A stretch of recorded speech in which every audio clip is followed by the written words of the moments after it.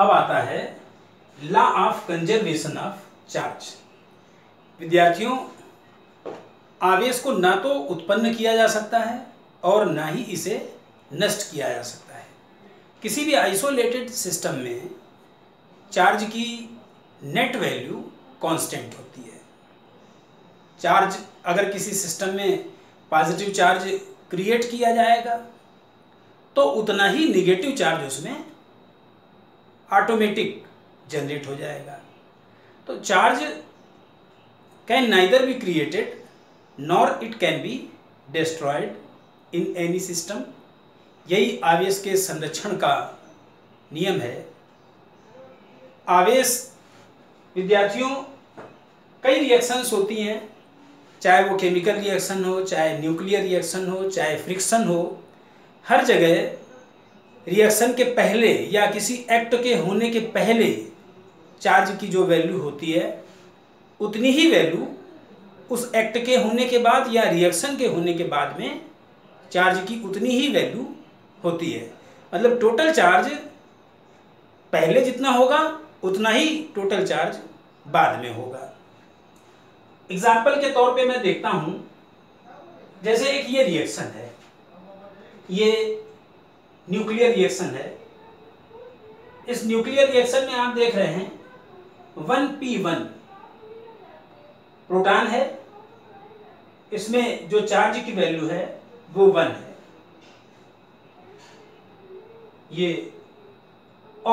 ये atomic number है और जितना प्रोटॉन का चार्ज होगा उतना ही एटॉमिक नंबर, जितने नंबर ऑफ प्रोटॉन्स होते हैं उतना ही इसका टोटल स्मॉल ई जो चार्ज का अमाउंट है ये उतना ही होगा। जितना एटॉमिक नंबर होगा उतना मल्टीप्लाइड बाई ई चार्ज होगा। तो यहां पे देख रहे हैं नीचे लिखा जाता है एटॉमिक नंबर और ऊपर लिखा जाता है मास नंबर।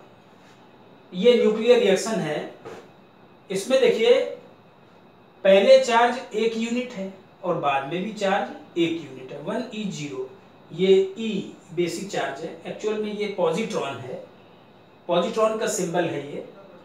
तो जितना पहले चार्ज है 1 यूनिट का उतना ही 0 + 1 मिला के बाद में चार्ज है। ये न्यूक्लियर रिएक्शन है। ऐसे ही ये आप यहां एक रिएक्शन देख रहे हैं, ये इलेक्ट्रॉन है, ये पॉजिट्रॉन है और ये इलेक्ट्रॉन है, माइनस चार्ज है। तो स्टार्टिंग में नेट वैल्यू चार्ज की 1 और -1 मिला करके 0 है। बाद में 2 गामा, ये गामा एनर्जी का फॉर्म है, गामा रेज हैं, एनर्जी का फॉर्म है ये। तो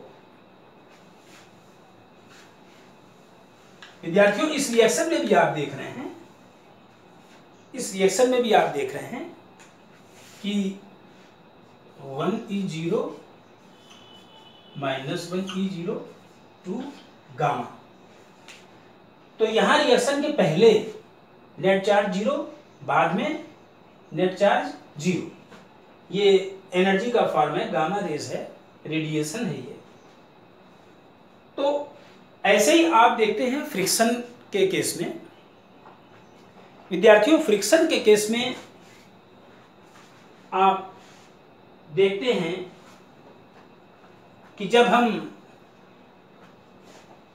ग्लास रॉड को सिल्क के ऊपर रब करते हैं, ग्लास रॉड है उसको सिल्क के ऊपर रब किया तो ग्लास रॉड में पॉजिटिव चार्ज आ जाएगा, मींस ग्लास रॉड से इलेक्ट्रॉन सिल्क में चले जाएंगे। जितना ग्लास रॉड में पॉजिटिव चार्ज आता है उतना ही सिल्क में नेगेटिव चार्ज। तो एक्ट होने के पहले, मतलब फ्रिक्शन करने के पहले नेट चार्ज 0 था और फ्रिक्शन करने के बाद जितना ग्लास रॉड पे पॉजिटिव चार्ज आया उतना ही सिल्क में नेगेटिव चार्ज आया। सिमिलरली अगर हम एबोनाइट की रॉड को फर के ऊपर रब करते हैं, रगड़ते हैं, तो वहां पर भी सिमिलर केस है। जो एबोनाइट की रॉड है इसमें नेगेटिव चार्ज आ जाता है, इसमें जितना नेगेटिव चार्ज आएगा उतना ही फर पर पॉजिटिव चार्ज डेवलप हो जाता है। तो रबिंग के पहले ना तो एबोनाइट में चार्ज था और ना ही फर में चार्ज था। रब करने के बाद, रगड़ने के बाद जितना पॉजिटिव चार्ज फर में आया उतना ही नेगेटिव चार्ज एबोनाइट में आया। तो आपने देखा कि ये न्यूक्लियर रिएक्शन और ये पेयर प्रोडक्शन, पेयर एनिहिलेशन, और ऐसे ही फ्रिक्शन के केस में आपने देखा कि रिएक्शन के पहले या किसी एक्ट होने के पहले जो नेट चार्ज की वैल्यू 0 थी उतनी ही नेट चार्ज की वैल्यू 0 बाद में भी है, फ्रिक्शन के बाद में या रिएक्शन होने के बाद में, चाहे मॉलिक्यूलर रिएक्शन हो चाहे कोई केमिकल रिएक्शन हो, सभी जगह ऐसा देखा गया है कि चार्ज कंजर्व रहता है। तो law of conservation of charge में बस इतना है कि चार्ज को ना तो उत्पन्न कर सकते हैं ना नष्ट कर सकते हैं, इसका ट्रांसफर हो जाता है, और किसी भी सिस्टम में जो चार्ज की नेट वैल्यू होती है वो कांस्टेंट होती है। तो यह आपका हुआ कंजर्वेशन ऑफ चार्ज। अब आता है electric potential and potential difference. विद्यार्थियों, इलेक्ट्रिक पोटेंशियल या वैद्युत विभव, इलेक्ट्रिक पोटेंशियल या वैद्युत विभव, ये एक्चुअली जो वर्ड है ये थोड़ा सा हाइपोथेटिकल या काल्पनिक जैसा समझ में आता है, क्योंकि रियल लाइफ में इसके एग्जाम्पल हम लोग नॉर्मली फेस नहीं कर पाते हैं। लेकिन इसमें कुछ पॉइंट्स अगर आप याद रखेंगे तो आप उससे, इस कॉन्सेप्ट से, इलेक्ट्रिक पोटेंशियल या वैद्युत विभव के कॉन्सेप्ट से रियल हो जाएंगे। जैसे देखिए कोई चार्ज है, ये कोई चार्ज रखा हुआ है स्मॉल q का। तो ये जो चार्ज है ये अपने चारों तरफ जो स्पेस है वहां पर एक स्पेशल कैरेक्टरिस्टिक वहां पे डेवलप कर देता है।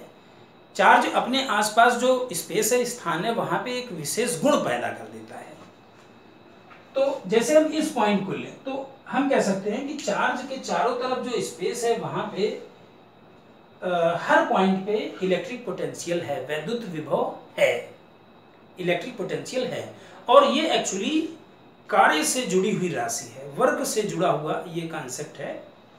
इसकी डेफिनेशन में कहा जाता है कि अनंत से, अनंत मतलब बहुत दूर से, अनंत से वैद्युत क्षेत्र के भीतर, वैद्युत क्षेत्र मतलब चार्ज के चारों तरफ का स्पेस, जहां पर इस चार्ज ने अपने चारों तरफ के स्पेस में स्पेशल एक कैरेक्टर पैदा कर दिया है, विशेष एक गुण पैदा कर दिया है।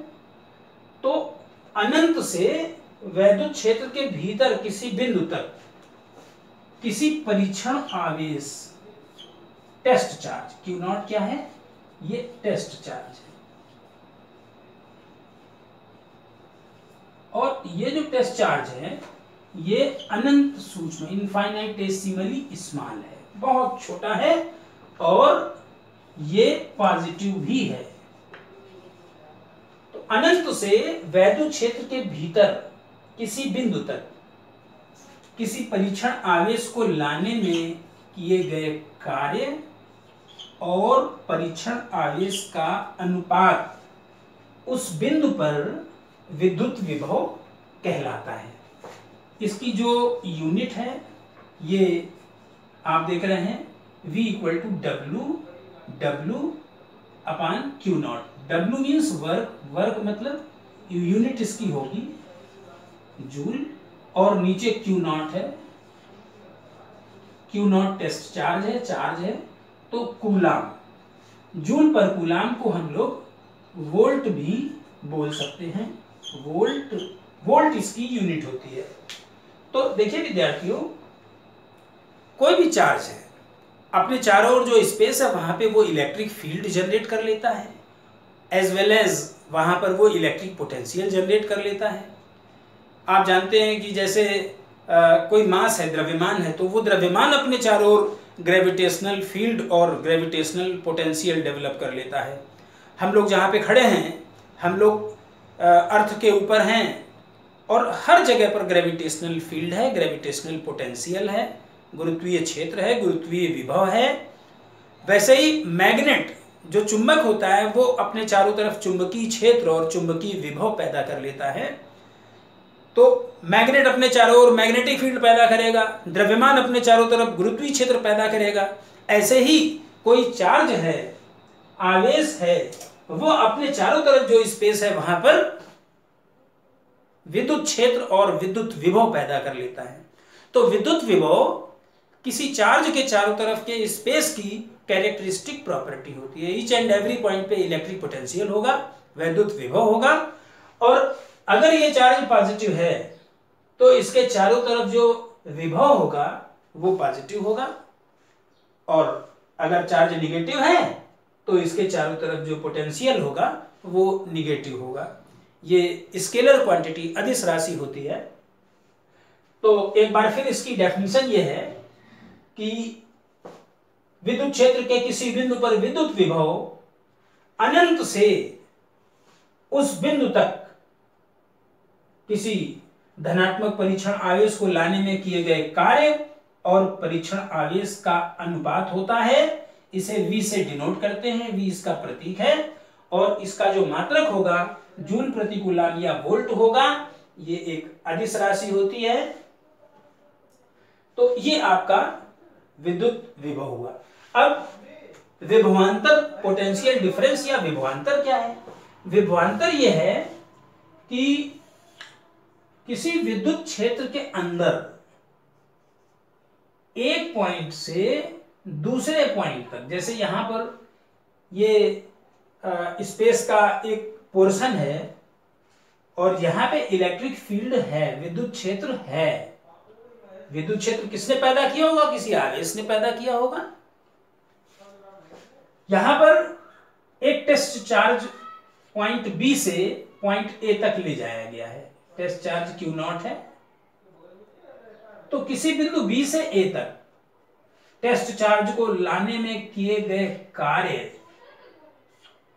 V = W और टेस्ट चार्ज का अनुपात इन बिंदुओं के बीच विभवांतर कहलाता है।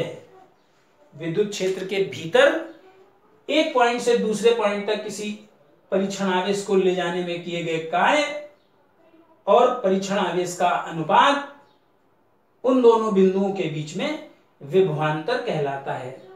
तो पॉइंट ए का विभव VA, पॉइंट बी का विभव VB, VA माइनस VB इन दोनों बिंदुओं के बीच विभवांतर हो गया। तो विभवांतर W/Q0 बिल्कुल सेम है जैसे विभव किसी एक पर्टिकुलर पॉइंट का होगा, विभवांतर विभवों में अंतर, ये दो बिंदुओं के विभवों में अंतर होगा। तो विद्यार्थियों, विभव और विभवांतर ये कार्य से, वर्क से जुड़ी हुई राशियां हैं। आवेश को ले जाने में जो वर्क होता है उससे जुड़ी हुई राशियां हैं। अगर हम वर्क को माइंड में ले करके इसको समझेंगे तो हम इससे और ज्यादा रियल हो जाएंगे। तो इन डेफिनेशंस को आपको याद रख लेना है जिससे कि ये विभव और विभवांतर का कॉन्सेप्ट आपका बिल्कुल क्लियर रहे। इलेक्ट्रोमोटिव फोर्स, विद्युत वाहक बल, विद्युत वाहक बल। विद्यार्थियों, इलेक्ट्रोमोटिव फोर्स या विद्युत वाहक बल ये क्या है? इसके नेम से यहां पे क्लियर हो रहा है। इलेक्ट्रोमोटिव फोर्स मतलब ये फोर्स जैसा कुछ होगा, लेकिन एक्चुअली ये फोर्स नहीं है। इलेक्ट्रोमोटिव फोर्स या विद्युत वाहक बल का मात्रक बल के मात्रक जैसा, न्यूटन जैसा कुछ भी नहीं है। ये इलेक्ट्रोमोटिव फोर्स नाम है, हिंदी में इसको विद्युत वाहक बल बोलते हैं। तो जैसे कोई एक सर्किट है, ये एक सर्किट है, विद्युत परिपथ है ये। इस सर्किट में करंट फ्लो करती है, ये इलेक्ट्रिक सर्किट है। इसमें ये आप जो देख रहे हैं एक बड़ी सी लाइन है और ये छोटी सी लाइन है, और फिर ये यहाँ पे जिगजैग बनाया गया है। ये जिगजैग एक्चुअली प्रतिरोध है। प्रतिरोध अभी आपको समझाया जाएगा। प्रतिरोध या अवरोध है, रेजिस्टेंस वायर है, और ये सेल है। सेल, ये छोटी लाइन जो है ये सेल के ऋण टर्मिनल, निगेटिव टर्मिनल को, और बड़ी लाइन सेल के पॉजिटिव टर्मिनल को रिप्रेजेंट करती है। तो सेल सहित पूरे परिपथ में एकांक आवेश को चलाने में जो कार्य किया जाता है, सेल सहित पूरे परिपथ में एकांक आवेश को चलाने में जो कार्य किया जाता है वही सेल का विद्युत वाहक बल कहलाता है। सेल सहित पूरे परिपथ में एकांक आवेश को चलाने में जो कार्य किया जाता है वही सेल का विद्युत वाहक बल कहलाता है। तो विद्यार्थियों, यहां विद्युत वाहक बल का प्रतीक E होता है और E इक्वल टू W/Q, ये इसकी डेफिनेशन के हिसाब से इसका फार्मूला बना। इसका मात्रक W/Q मतलब जूल पर कूलाम या वोल्ट, ये इसका मात्रक बना। ये मात्रक बिल्कुल वैसे ही है जैसे विभव या विभवांतर का था, वहां भी मात्रक था वोल्ट, यहां विद्युत वाहक बल का मात्रक भी वोल्ट होता है। तो ये हुआ आपका इलेक्ट्रोमोटिव फोर्स। विद्यार्थियों, ये जो विद्युत वाहक बल है ये इलेक्ट्रोस्टैटिक में ऑलवेज 0 होता है। इलेक्ट्रोस्टैटिक में विद्युत वाहक बल का मान हमेशा 0 होता है, जबकि इलेक्ट्रोडायनामिक्स में, मतलब जहां पे विद्युत धारा का प्रवाह हो रहा होगा परिपथ में, इलेक्ट्रोडायनामिक में जो E है विद्युत वाहक बल, ये हमेशा 0 नहीं होगा, ये कुछ ना कुछ वैल्यू रखेगा। स्पेशल केस में कहीं किसी जगह कई सेल हैं, किसी सेल का विद्युत वाहक बल 0 हो सकता है, लेकिन नॉर्मली इलेक्ट्रोस्टैटिक में हमेशा एक वैल्यू 0 होगी और इलेक्ट्रोडायनामिक में ऐसा नहीं होगा। अब विद्यार्थियों आता है इलेक्ट्रिक करंट, विद्युत धारा। इलेक्ट्रिक करंट या विद्युत धारा क्या है? I equal to Q/T। किसी स्थान से एकांक समय में प्रवाहित होने वाले आवेश की मात्रा विद्युत धारा कहलाती है। सपोज ये कोई एक हाइपोथेटिकल प्लेन है, काल्पनिक समतल है, और इधर से उधर इलेक्ट्रॉन जा रहे हैं, तो इस प्लेन के इधर से उधर इलेक्ट्रॉन्स का ट्रांसफर हो रहा है। It means we can say there is current, विद्युत धारा का प्रवाह यहाँ पे हो रहा है, और विद्युत धारा की जो दिशा होती है वो इलेक्ट्रॉन के मूवमेंट के अपोजिट डायरेक्शन में, इलेक्ट्रॉन उधर जा रहे हैं तो करंट की डायरेक्शन इधर होगी। तो विद्युत धारा की परिभाषा है कि किसी स्थान से या किसी परिपथ में एकांक समय में प्रवाहित होने वाले आवेश की मात्रा विद्युत धारा कहलाती है। ये स्केलर क्वांटिटी या अदिश राशि है। इसमें आपने देखा, पहले मैंने कहा कि विद्युत धारा की दिशा की इलेक्ट्रॉन के चलने के विपरीत मानी जाती है, नेगेटिव चार्ज के फ्लो करने की डायरेक्शन के अपोजिट होती है विद्युत धारा की दिशा, लेकिन दिशा होने के बावजूद ये स्केलर क्वांटिटी है, अदिश राशि है। क्यों?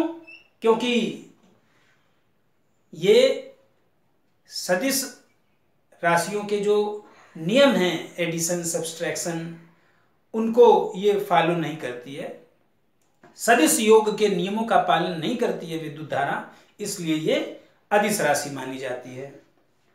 तो यहां पर I इक्वल टू Q/T से हम कह सकते हैं COULOMB, कूलाम पर सेकेंड, और एम्पियर, ये इसका मात्रक हो गया I इक्वल टू Q/T। और यहां पर एम्पियर की डेफिनेशन भी हम कह सकते हैं, अगर किसी स्थान से 1 सेकंड में 1 कूलाम आवेश का प्रवाह हो रहा है तो हम कह सकते हैं कि वहां पर 1 एम्पियर की धारा बह रही है। तो इस तरह से ये विद्युत धारा की परिभाषा हुई। विद्यार्थियों, आवेश का प्रवाह हो रहा है तो धारा बह रही है। किसी स्थान से इलेक्ट्रॉन का ट्रांसफर हो रहा है तो हम कह सकते हैं धारा बह रही है। अब आप सोचिए, हमने पहले ही आपको समझाया है कि आवेश इलेक्ट्रॉन के रूप में फ्लो करता है मेटल्स में। क्यों? क्योंकि एटम के बाहर, एटम में न्यूक्लियस के बाहर होते हैं इलेक्ट्रॉन्स। तो विद्युत धारा के प्रवाह के लिए मुख्यतः इलेक्ट्रॉन ही उत्तरदायी होते हैं। इलेक्ट्रॉन के द्वारा ही विद्युत धारा का प्रवाह किसी परिपथ में होता है। तो इस तरह से यहाँ पे विद्युत धारा की परिभाषा आपने देखी।